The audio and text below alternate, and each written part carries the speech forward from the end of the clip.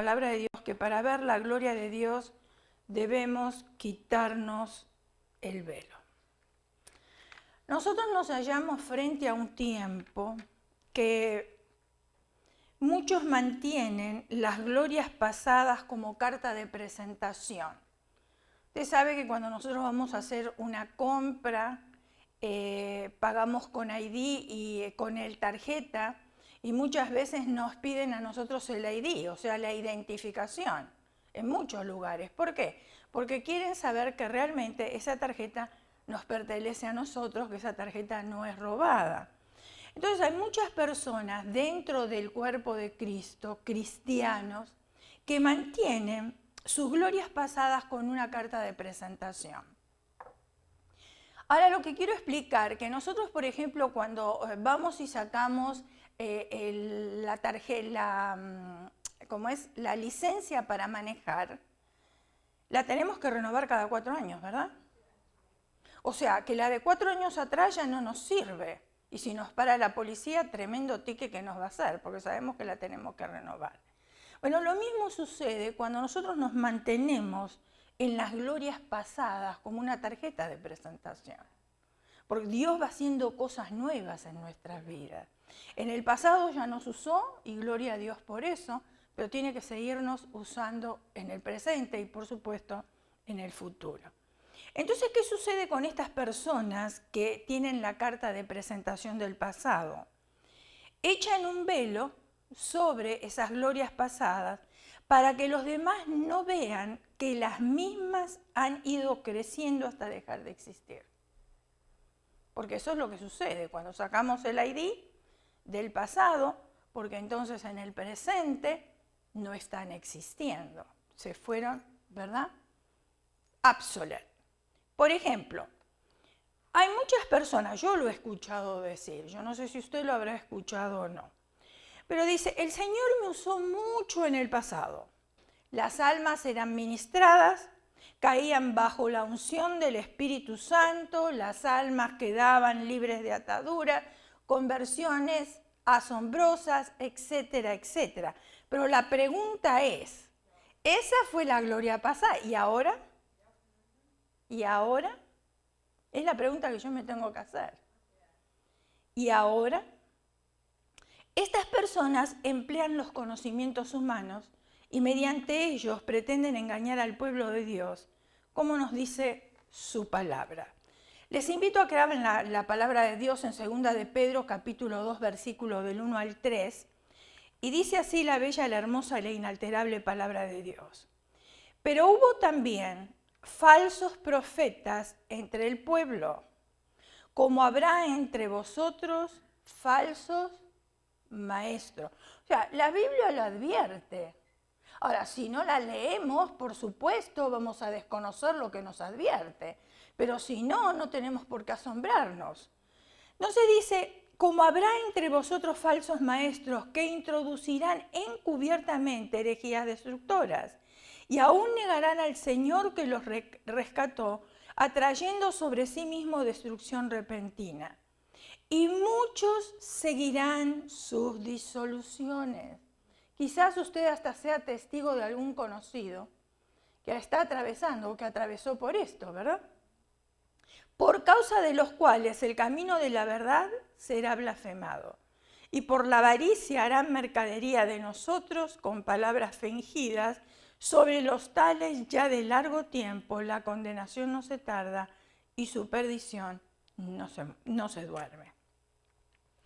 Es tiempo de que el pueblo de Dios adquiera madurez espiritual en el Señor. Es tiempo de que el pueblo de Dios adquiera madurez espiritual en el Señor, dejando de alimentarse solamente de leche. Ya se necesita el alimento sólido. ¿Cuánto tiempo se le da a una criatura el biberón? 1 año. Y en ese mismo año el doctor ya le pide que comience a darle un poquitito de lo sólido para ir preparando el estómago, para ir preparando el paladar, para que se acostumbre, que más adelante va a dejar la leche para comer algo más sólido. Bueno, lo mismo sucede con nosotros, el pueblo de Dios. Está bien tomar la leche al principio, pero no podemos estar tomando leche todo el tiempo. Tenemos que crecer, tenemos que madurar. Este es el consejo de Dios para nosotros. Hebreos 5, versículos 13 y 14. Todo aquel que participa de la leche, no lo digo yo, lo dice la palabra de Dios. Para usted y es para mí también. Todo aquel que participa de la leche es inexperto en la palabra de justicia. ¿Por qué usted cree que tantas personas se ofenden dentro del cuerpo de Cristo? Porque están tomando leche. Todavía no comieron comida sólida. Siguen con la leche. Pueden tener 10 años, pueden tener 15, pueden tener 20, hasta 40 años en la iglesia. Eso no quiere decir nada. Pero como siempre estuvieron tomando leche, nunca se preocuparon por probar lo sólido, el paladar no se adaptó, el estómago tampoco, y entonces siguen con la leche. Dice, todo aquel que participa de la leche es inexperto en la palabra de justicia porque es niño, ahí está. Pero el alimento sólido es para los que han alcanzado madurez. Para los que por el uso tienen los sentidos ejercitados en el discernimiento del bien y del mal.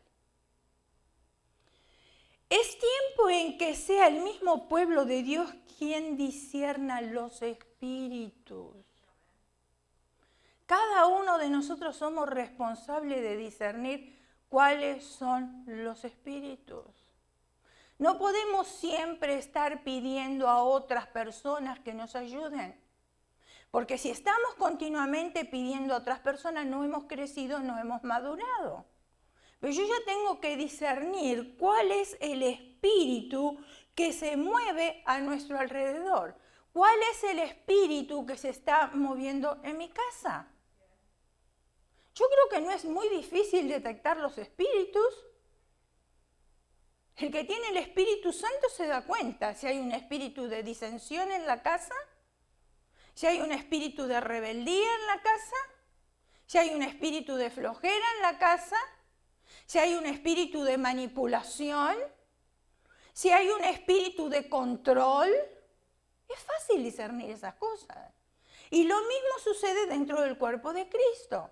Enseguida nos damos cuenta cuáles son los espíritus. ¿Y por qué nosotros tenemos que discernir los espíritus? ¿Cuál es la razón? A fin de tomar distancia de ellos. ¿Para qué quiero yo esos espíritus? Que solo esos espíritus nos llevarán a la perdición y alejamiento del Señor. Nada más. Es lamentable ver cómo preciosos siervos de Dios que han ministrado, que han alcanzado almas en cantidad, permanecen errantes o en congregaciones donde no se predica la sana doctrina. Es triste. Se sienten atraídos por la gloria aparente, el tamaño de la congregación. Si la alabanza es bonita o cuantas otras cosas irrelevantes y sin darse cuenta están desechando, postergando el ministerio de la obra de Dios en sus vidas. Estas personas han dejado que su pensamiento, la mente y el corazón se cubra con un velo. Por eso no pueden ver la gloria de Dios. Debemos estar atentos a la voz y guía del Señor a fin de que podamos nosotros quitar el velo que nos ciega y que nos impide ver la gloria de Cristo y que es la que nos va a llevar de gloria en gloria y de victoria en victoria.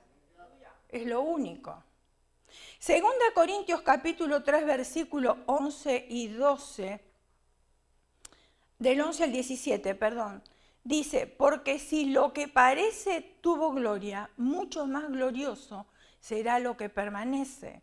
Así que teniendo tal esperanza usamos de mucha franqueza, y no como Moisés, que ponía un velo sobre su rostro, para que los hijos de Israel no fijaran la vista en el fin de aquello que había de ser abolido. Pero el entendimiento de ellos se embotó, porque hasta el día de hoy, cuando leen el antiguo pacto, les queda el mismo velo no descubierto, el cual por Cristo es quitado, y aún hasta el día de hoy, cuando se lea a Moisés, el velo está puesto sobre el corazón de ellos. Pero cuando se conviertan al Señor, el velo se quitará, porque el Señor es el Espíritu, y donde está el Espíritu de Dios, ahí hay libertad. Ustedes recuerdan, los que están familiarizados con la palabra de Dios, recuerdan que cuando Moisés descendió de hablar con Dios, su rostro resplandecía de tal manera que debió cubrirlo con un velo. El pueblo no podía soportar el resplandor, por eso tuvo que cubrirlo con el velo. Y ese velo permanece sobre el corazón de los judíos cuando leen la ley. Todavía no pueden entender que el Mesías prometido ya vino. Que ya no estamos viviendo ahora bajo la ley, sino estamos viviendo bajo la gracia. Pero ellos se mantuvieron ahí con ese velo en sus corazones, aún en sus ojos, porque cuando leen no entienden y menos lo quieren aceptar. Y eso le impide ver la gloria de Jesucristo, que nos habla Juan capítulo 1, versículo 14. Y aquel verbo fue hecho carne. Y habitó entre nosotros y vimos su gloria, gloria como del unigénito del Padre, lleno de gracia y de verdad. ¿Cómo sabemos nosotros que el verbo se refiere a Jesucristo? ¿Cómo sabemos nosotros eso? Porque la misma Escritura nos los va diciendo. Versículos anteriores nos habla y nos aclara que aquel verbo es acción, Jesucristo es acción. Él vino y habitó entre nosotros. Había una profecía 750 años antes de que naciera Jesucristo, que la Virgen iba a concebir, iba a dar luz un hijo que iba a ser de salvación a las naciones. Hasta le pusieron nombre antes de nacer. Y uno de sus nombres, sabemos que es Jesús, por supuesto, el rey de los judíos, porque así le escribieron cuando lo mataron. Cuando fue crucificado, él puso su vida. Así pusieron, el rey de los judíos. Pero también sabemos que él se llama Emmanuel, Dios con nosotros. La gloria del viejo pacto era pasajera y poco a poco iba a ir palideciendo, tras el velo que cubría el rostro de Moisés. Y no tan solo que se eclipsa frente a la gloria del Evangelio, sino que llega a desaparecer ante la eternidad del nuevo pacto. Ese pacto establecido por Dios y sellado con la sangre de Jesucristo. ¿Cuántos creyentes han endurecido sus mentes por no comprender que toda la gloria del pasado es transitoria y pasajera? En nuestra mente pequeña muchas veces no entra la posibilidad de que algo nuevo puede ocurrir. El Señor siempre va haciendo cambios. Yo lo voy notando. El otro día me manda un texto a mi hijo y me dice, me tomó 3 años tomar apuntes de toda la Biblia. Leyó la Biblia completa y estuvo tomando apuntes, investigando, mirando. Le tomó 3 años investigar las palabras, ir a la historia. Porque uno, para conocer la palabra de Dios, uno no puede leerla literalmente y quedarse así. Uno tiene que ver por qué se dijo eso en aquel tiempo. Por eso caemos muchas veces en errores doctrinales, donde estamos viviendo en el siglo XXI y todavía en las iglesias se predica el evangelio en contra de las mujeres, de los pantalones, del maquillaje, del cabello corto, de las uñas pintadas. Quiere colocar un yugo sobre personas que es un yugo que ni siquiera ellos pueden llevar. Porque fíjense en un poquito, cuando nosotros decimos a Cristo lo crucificaron. Sí, claro, porque por la historia y por lo que escuchamos, los romanos lo condenaron y lo pusieron en medio de dos malhechores, etcétera, etcétera. Pero en realidad Cristo puso su vida. Él quiso ir ahí. Él tenía que morir para darnos a nosotros la salvación. O sea, a veces decimos, ¡ay! Pero aquellos romanos, qué tremendo, qué pueblo tan duro de servir. No, yo también lo crucifiqué al Señor. Lo crucifiqué con mis pecados, porque Él fue a pagar mis pecados en la cruz del Calvario. O sea, no fueron los romanos, no fue aquel pueblo judío. Yo también soy responsable y culpable de la muerte de Cristo. Pero Él dice que prefirió poner su vida antes de que yo ponga la mía. Qué tremendo amor, no lo puedo entender. No lo puedo entender.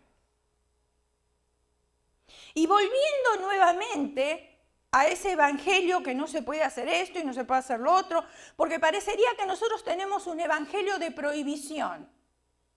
Y nosotros no tenemos un evangelio de prohibición, porque la Biblia dice, todo me está permitido. ¿Qué es todo?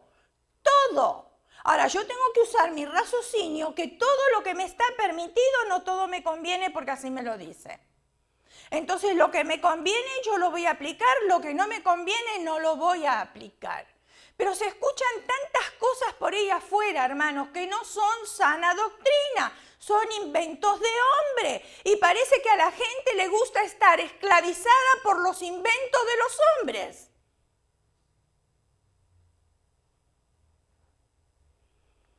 Yo conocí la esposa de un pastor de nuestra denominación. Porque a veces cuando nosotros queremos justificar con nuestras palabras, hermanos, quedamos peor todavía. Porque esta pastora decía esto. Ni bien las personas entraban a las aguas del bautismo, ya ella las esperaba afuera y le decía, ya sabes que desde ahora no puedes usar pantalones, no te puedes cortar el cabello. Ella tenía el cabello cortito. Mi pregunta es, ¿por qué tenía el cabello cortito? ¿Saben cuál era la respuesta? Que no le crecía. ¿Cómo puede ser si por investigaciones las uñas y el cabello crece hasta después de muerto? Pero a ella no le crecía. O sea, son justificaciones. ¿Ustedes creen que Dios va a mirar mi cabello para darme la salvación si lo tengo corto, si lo tengo largo? ¿Por qué en el Antiguo Testamento se hablaba tanto del cabello corto? Porque en aquel tiempo las mujeres de la calle, de la vida libre, llevaban el cabello corto. Entonces, para distinguir unas de otras, el Señor dijo, le es honroso a la mujer tener el cabello largo. Pero eso no quiere decir que porque yo tenga el cabello corto no voy a entrar al cielo.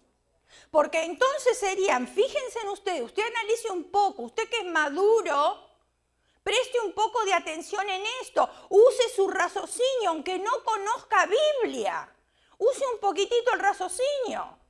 Quiere decir que mi salvación se basa en si yo me corto el cabello o no me corto el cabello, porque el sufrimiento de Cristo en la cruz no fue suficiente. O sea, mi salvación se basa en que si yo me pinto o no me pinto las uñas, me maquillo o no me maquillo, o uso pantalones o no uso pantalones, porque estoy diciendo que el sacrificio de Cristo en la cruz no fue suficiente. Tengo que yo agregarle a ese sacrificio para tener la salvación.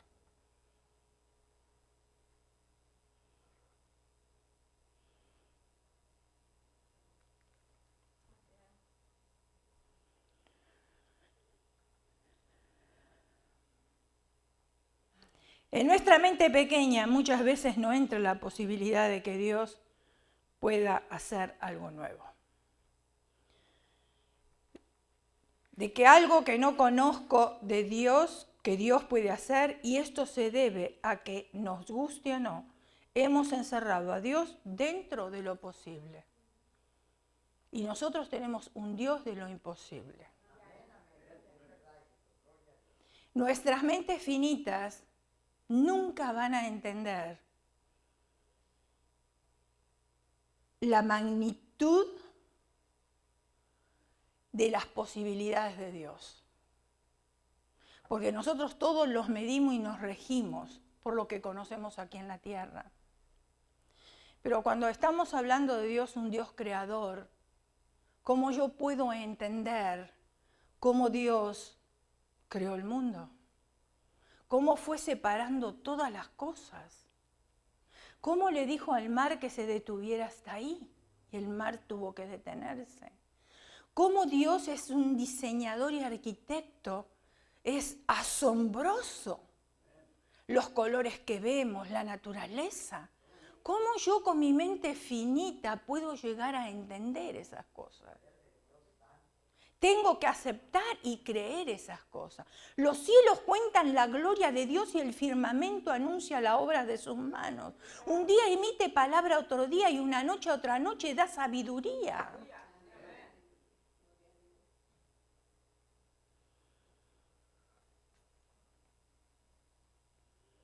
Cuando nosotros tenemos a un Dios que lo encerramos, esto no es otra cosa que tener un Dios a nuestra imagen y a nuestra semejanza. Voy a volver un poquito atrás con lo de las doctrinas que se están escuchando o que se escuchan por ahí. Otra de las cosas que también se dice, por eso uno tiene que conocer el Evangelio, hermano, y cuando uno entra a una iglesia como esa es mejor escapar. Es mejor escapar antes que caer en el error. Llegó una persona aquí hace muchísimos años que venía de una iglesia, no recuerdo tampoco ni cuál era, ni viene al caso tampoco cuál era, pero una de las cosas que nos dijo es, yo antes en el mundo me cortaba las uñas, pero ahora, tenía las uñas largas, pero ahora en el Señor ya no las tengo largas. Las uñas yo ahora me las corto. Le dije, discúlpeme, yo estaba dando la clase de bautismo. Le dije, discúlpeme, le digo, que las uñas cortas quiere decir que son más santos. ¿Cuál es el sentido? No porque en el mundo uno se deja las uñas largas, pero en el Señor, porque las uñas largas es un impedimento para que el Señor sane a una persona sin pongo más. Escucha, hermana, use el sentido común. Y si pintadas de rojo tampoco, porque cuando el Señor ve el rojo no puede sanar. ¿Qué acaso el Señor le tiene miedo al rojo si Él fue el inventor de los colores? O sea, si yo escucho algo como eso, yo me voy corriendo. O sea, vengo de un lugar y me quieren poner a mí en una cajita. Me quieren transformar. Ahora, yo vengo con una costumbre de arreglarme y ahora resulta que llego a la iglesia y me desarreglan.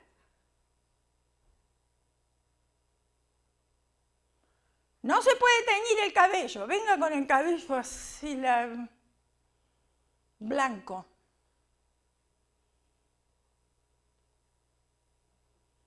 ¿Cuántas cosas no se escuchan?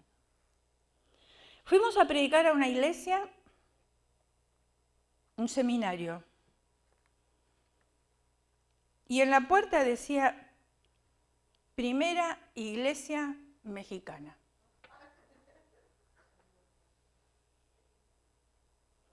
Y yo, ustedes saben que yo no aguanto, yo pregunto. Le digo, entonces otras nacionalidades no pueden entrar aquí, porque nosotros no somos mexicanos, entonces nos tenemos que ir. ¿Por qué hacer esas cosas? ¿Por qué? ¿Acaso hace falta? Espanta a las personas.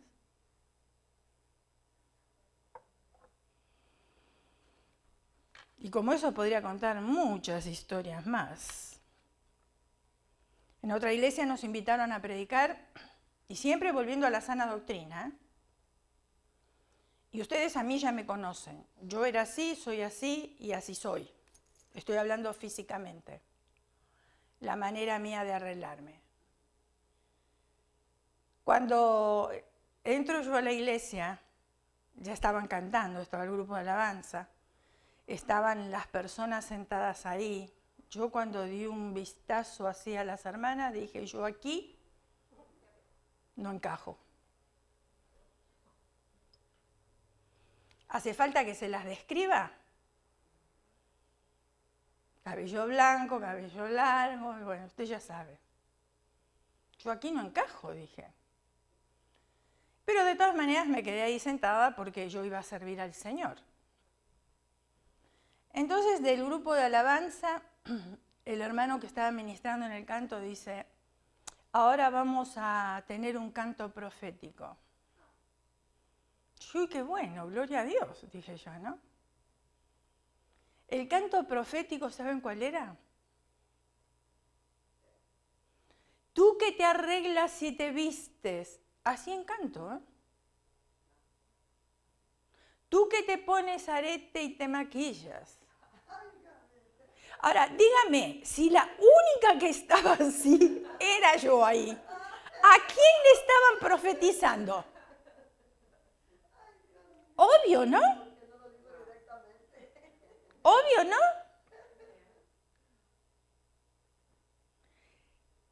En mi carne me dieron ganas de levantarme e irme.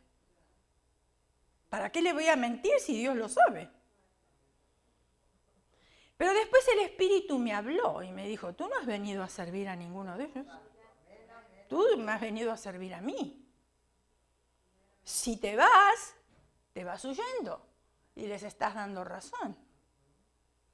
Entonces me quedé tranquilita, escuché todo, pasé a ministrar. Y después el pastor me pidió si podía ir toda la semana.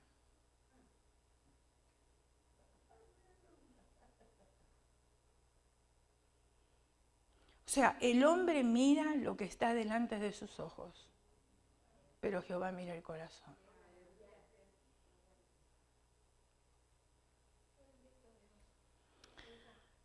Son muy pocos los que se atreven a caminar por fe y a creer que para Dios no hay nada imposible. A enfrentar los desafíos de la fe, porque miren, tener fe es un desafío, ¿eh? Creer las cosas que no se ven. Si cada uno de nosotros tenemos algo de Tomás, tengo que ver para creer. Ahora, la fe me dice a mí todo lo contrario, que yo no tengo que ver para creer, pero yo vengo con mis raíces de que sí tengo que ver. Ahora me cuesta trabajo aplicar la fe a mi vida. No es fácil. ¿Para usted es fácil? No es fácil. Y especialmente cuando las situaciones son adversas. Porque si todo andaría sobre rieles, todos tendríamos fe, pero desde aquí hasta el cielo. La cuestión es cuando las cosas van adversas y confiar de que Dios está en el problema, con el problema, en esa situación, y que Dios nos va a sacar adelante. Ahí es donde se ve el verdadero cristiano, no cuando las cosas andan bien.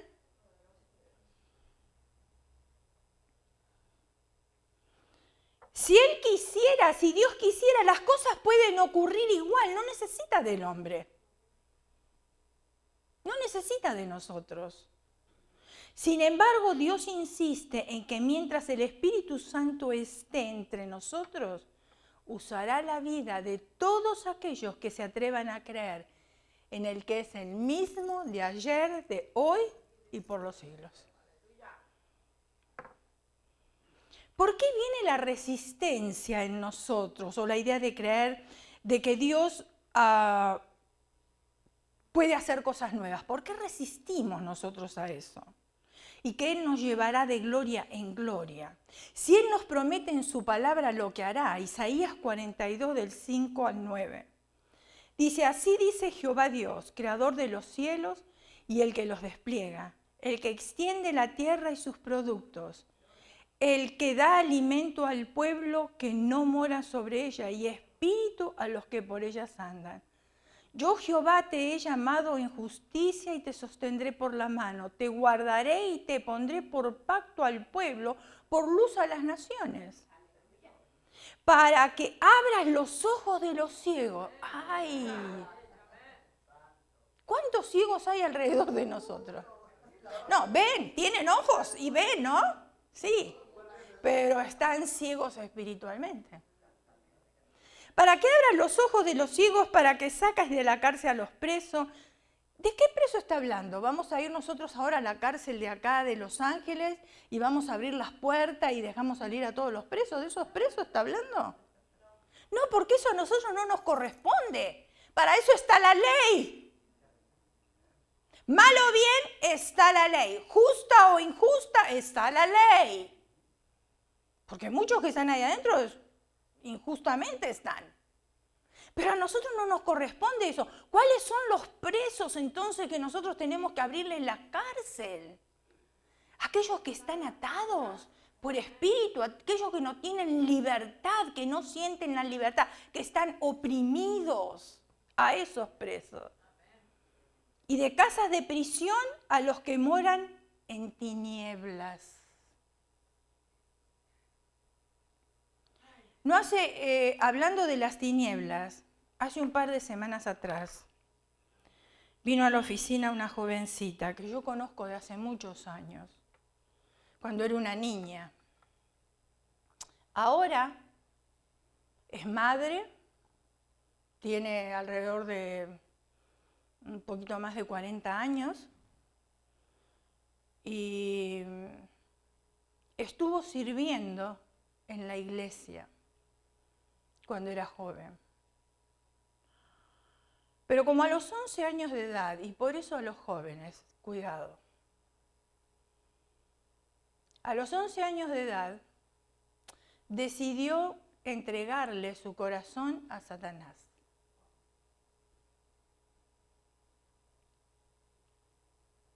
¿Estaba en la iglesia? Sí. ¿Servía? También. Pero poco a poco Satanás fue tomando control sobre su vida, porque se lo dio, le dio un derecho legal. Y ustedes saben que Satanás no es caballero para nada. Usted le abre la puerta y arrasa con todo. Con lo que usted le dio y con lo que usted no le dio también. Entonces estábamos hablando y en la conversación, porque estamos hablando de las tinieblas. Les dije que yo la conozco de hace muchos años. Yo la abracé pensando en aquella niña que hacía años que no veía. En la conversación se transforma y Satanás me reta. ¿De qué manera lo hizo? Mirándome fijamente a los ojos. Me miraba con odio.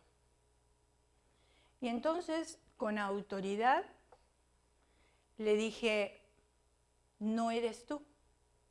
Y di el nombre, yo sé quién eres. Y en este momento, estás usando el cuerpo de esta joven, porque en ti hay un espíritu sordo y mudo. Porque yo le hice una pregunta y no me la contestaba. Un espíritu sordo y mudo vino a tomar control y la joven quedó, pero congelada. Lo único que hacía era mirarme fijamente, retándome para infundirme temor. Pero rápidamente el Espíritu de Dios me dijo cuáles eran los espíritus. El Espíritu vino para cerrarle sus oídos y para que no prestara atención a lo que le estaba diciendo. Parece un juego, pero no es un juego. Parece un cuento de hadas, pero no lo es una realidad. Entonces, cuando reprendí el espíritu sordo y mudo, Llamé a la superficie a la joven. Y volvió a ser ella otra vez. Entonces estábamos en la conversación, ella estaba hablando y pude anotar una lista de espíritus. Pero el primero que da la cara para que los demás no salgan se llama mentira. Porque habla con mentira. Y hay que discernir eso. Y un montón de otros más. No ministré en ese día, simplemente hablé con ella y le dije esto. Tú conoces el Evangelio, tú estuviste en la iglesia, tú sola puedes ser liberada. Así como le entregaste tu corazón a Satanás, ahora se lo quitas y se lo entregas al Señor. Y espíritu por espíritu, porque ella los reconoce muy bien, ¿eh? A cada uno reconoce. Pero sucede algo. Y eso es para que oren. Se necesita el nombre del mero mero.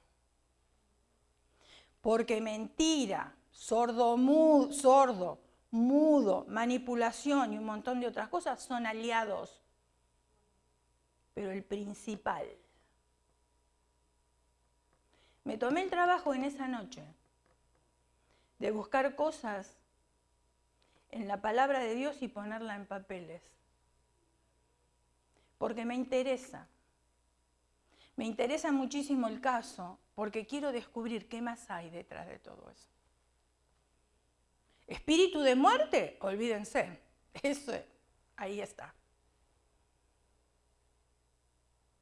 Por eso, yo no entiendo cómo cristianos que ya conocen la palabra de Dios, cómo pueden celebrar la Santa Muerte, porque viene de sus raíces.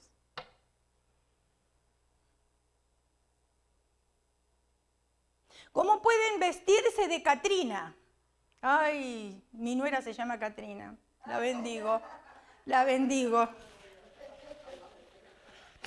Porque la verdad que esa chica es bien amorosa.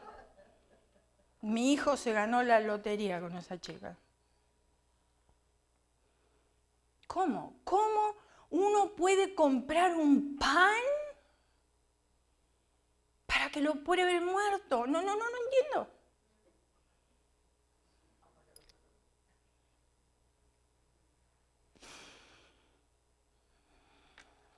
Las tinieblas. Yo Jehová, versículo 8, este es mi nombre, y a otro no daré mi gloria ni mi alabanza a escultura. El Señor no comparte la gloria con nadie. He aquí se cumplieron las cosas primeras y yo anuncio cosas nuevas. Antes que salgan a la luz, yo las haré notorias. Isaías 43, 19. He aquí que yo hago cosa nueva, pronto saldrá a la luz y no la conoceréis. Otra vez abriré caminos en el desierto y ríos en la soledad. Isaías 48, 6 y 7. ¿Lo oísteis y lo visteis y no lo anunciaréis vosotros? Ahora pues te he hecho oír cosas nuevas y ocultas que tú no sabías. ¿Cuántos descubrieron cosas nuevas y ocultas en la palabra? Ahora han sido creadas, no en días pasados ni antes de este día las habías oído, para que no digas, he aquí, yo las sabía. 1 Corintios capítulo 2, versículo 9. Sin embargo, como está escrito, ningún ojo ha visto, ningún oído ha escuchado, ninguna mente humana ha concebido lo que Dios ha preparado para quienes les aman. La resistencia de creer de que Dios puede hacer cosas nuevas y que nos llevará de gloria en gloria es porque la batalla es espiritual. Nosotros tenemos una batalla espiritual todos los días. Desde que abrimos nuestros ojos ya está la batalla espiritual. Y a veces hasta en sueños también tenemos batallas espirituales.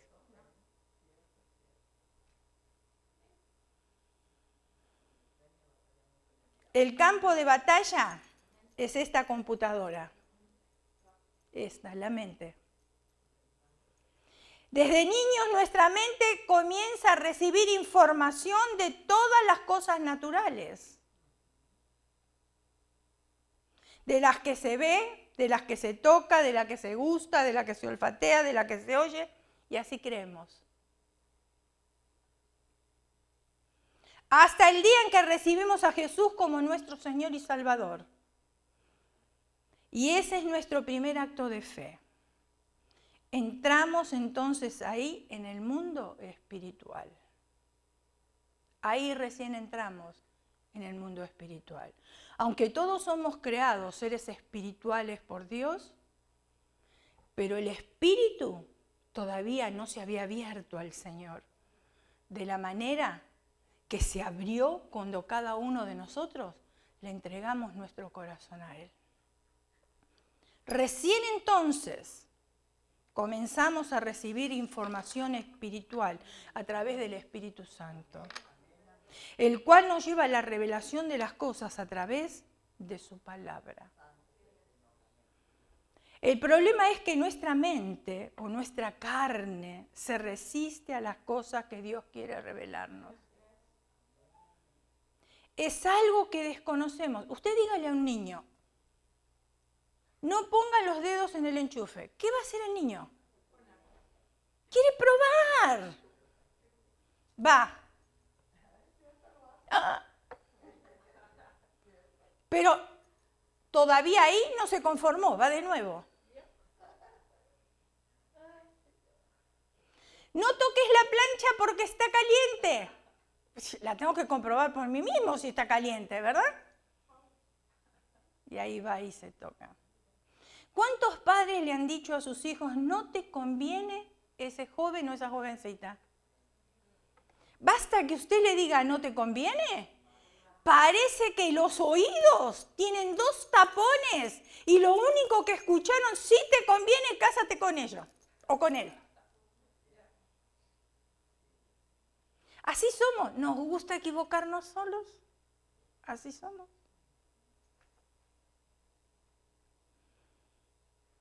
No sería normal no crecer en lo espiritual. Tenemos que crecer en lo espiritual. El deleite de Dios es de hacer cosas nuevas y Él lo ha manifestado desde la creación del mundo. Cada día comienza o tiene características similares a otros, pero no son iguales. Por eso la Escritura dice que las misericordias de Dios son nuevas cada mañana. No son iguales, son cosas nuevas. Cosas nuevas que Dios me muestra a través de su palabra. Yo voy leyendo la palabra y voy tomando apuntes de cosas, porque después de ahí armo juegos. Eso lo compartí yo con mi hijo cuando me mandó la nota. Una de las preguntas, y no se las voy a contestar, se las voy a dejar para que la busquen. 2 personajes bíblicos le pusieron nombre antes de nacer. A 2 personajes bíblicos. Si usted lee la Escritura, usted ya lo debe saber. Un personaje bíblico tuvo más de 70 hijos. Y usted dirá, pero a mí eso no me ayuda a mi salvación. No, pero me ayuda a mi conocimiento.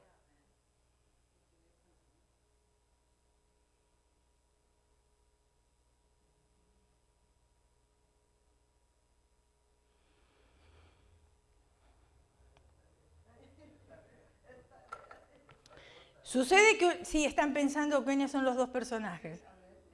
Sucede que, si no, si yo leo las mentes, no tengo bola de cristal acá, pero... Sucede que un velo cubre la mente y el corazón, y el velo de la desobediencia y la rebeldía que no nos permite disfrutar la gloria de Dios. ¿Ustedes vieron que nuestros hijos entran a una edad donde la palabra preferida de ellos es ¿por qué? ¿Y por qué? ¿Y por qué? ¿Y por qué? Todo quieren saber. ¿Y por qué? Y nosotros así hacemos con Dios también. ¿Y por qué? ¿Pero por qué yo tengo que poner este versículo en práctica? ¿Pero por qué hiciste las cosas de esta manera? ¿Pero por qué tengo que hacer esto? ¿Pero por qué? ¿Por qué no estabas ahí, Señor? En el momento oportuno. ¿Por qué? ¿Por qué a mí, Señor? La humanidad y la obediencia nos permitirá ver la gloria de Dios en tanto en nuestra vida terrenal como también en el ministerio. La humildad y la obediencia. Colosenses capítulo 3, versículo del 1 al 4. Dice, si pues habéis resucitado con Cristo, buscad las cosas de arriba, donde está Cristo sentado a la diestra de Dios. Poned la mira en las cosas de arriba, no en las de la tierra, porque las de la tierra nos desvían de las cosas de arriba. Poned la mira en las cosas de arriba, no en las de la tierra, porque habéis muerto y vuestra vida está escondida con Cristo en Dios. Cuando Cristo, vuestra vida, se manifieste, entonces vosotros también seréis manifestados con Él en gloria. Quitemos el velo que nos impide ser llenos del Espíritu Santo y del poder de Dios. Y quiero terminar con este ejemplo, pero voy a darles una cita anteriormente. Es tiempo de quitarnos el velo para ver la verdadera gloria de Dios caminando hacia nuestro ministerio y guiados por el Espíritu Santo. 2 Corintios capítulo 3, versículo 18. Por tanto, nosotros todos mirando a cara descubierta, fíjense en ustedes. ¿Ustedes están entendiendo esa foto? Es un gato el que se está mirando, pero en el espejo es de un león. Por tanto, nosotros todos mirando a cara descubierta, como en un espejo, la gloria del Señor, somos transformados, ahí está la transformación, de gloria en gloria, en la misma manera como por el Espíritu del Señor.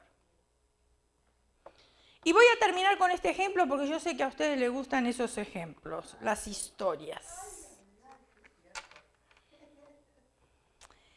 Imagínense ustedes que yo estoy parada enfrente de la Casa Blanca. Estoy en la vereda, mirando a través de las rejas, sobre el césped me encuentro parada, hacia la residencia presidencial. Estoy bien presentada, o sea, vestida, como cuando uno tiene que ir a ver a una persona importante, bien peinada, dirigiéndome a la entrada y caminando con paso firme y seguro. Vine yo a reunirme con el presidente, porque tengo un par de asuntos que tratar y discutir con él. Primero, miren lo que yo voy a decir. Están pintando el poste, eso es lo que quiero yo discutir con él. Están pintando el poste frente a mi casa y quiero yo pedirle al presidente que suavicen un poquitito ese azul brillante que le están poniendo a ese poste. Segundo, quiero manifestarle mi preocupación por la paz del mundo porque yo estoy en pro de ella. ¿Podría él lograrla? ¿La paz del mundo? Y finalmente, los costos de la educación que son demasiado altos. ¿Podría él llamar a la oficina de administración del colegio de mis hijos para que rebajen un poco considerando la influencia que él tiene allí? Usted escuchó, ¿no? Okay. Todos son asuntos importantes, ¿verdad? no le van a tomar más que unos pocos minutos. Además le traje unas galletas para que las comparta con la primera dama. Así, con mi bolsa en la mano y una sonrisa en mi rostro, me acerco al portón y le digo al guardia: quisiera ver al presidente, por favor. Él pregunta mi nombre, me mira, fija su atención en la lista y dice: lamento decirle que no la tenemos registrada. Tiene que hacer una cita primero. ¿Hay que hacer una cita?, le pregunto. Sí, contesta él. ¿Cómo puedo hacerla? A través del personal de su oficina. ¿Me podría, por favor, dar su número de teléfono? No, no le puedo dar ese número porque es privado, me contesta. Entonces, ¿cómo podría hacerlo?, repliqué yo. Es mejor que espere a que la llamen. ¿Está escuchando? Pero si no me conocen, le dije, ¿cómo me van a llamar? Entonces lo más probable es que no la llamen. Doy media vuelta, inicio el regreso a mi casa, mis preguntas han quedado sin contestar y mis necesidades insatisfechas. Si el presidente hubiese salido al jardín, ¿podría haberlo saludado? Estuve solo a unos metros de la puerta de la entrada de su oficina, pero fue como si hubiese estado kilómetros de distancia. Yo y el presidente estábamos separados por la cerca. Y el guardia también hizo una separación entre nosotros. Había demasiadas barreras. Barreras del tiempo, el presidente demasiado ocupado. Barreras de estatus, no tengo ningún tipo de influencia. Barreras de protocolo, tengo que ir a través de los canales correspondientes. Me alejé de la Casa Blanca con una dura lección: no tengo acceso al presidente. A menos que él, al verme en la vereda, se compadeciera de mis problemas y le dijera al jefe de su personal: ¿ve a aquella mujer con una bolsa de galletas en su mano? Vaya y dígale que me gustaría charlar con ella unos minutos. Si él diera esa orden, todas las barreras se vendrían abajo. La oficina oval llamaría al jefe de seguridad. El jefe de seguridad llamaría a la guardia y el guardia me llamaría por mi nombre.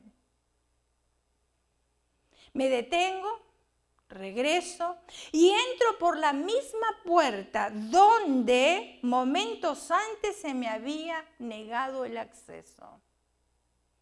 El guardia es el mismo, el portón es el mismo, el personal de seguridad es el mismo, pero la situación no es la misma. Y algo más, me siento alguien tan especial, me siento escogida. Ya sé lo que ustedes están pensando, que es una historia fantástica.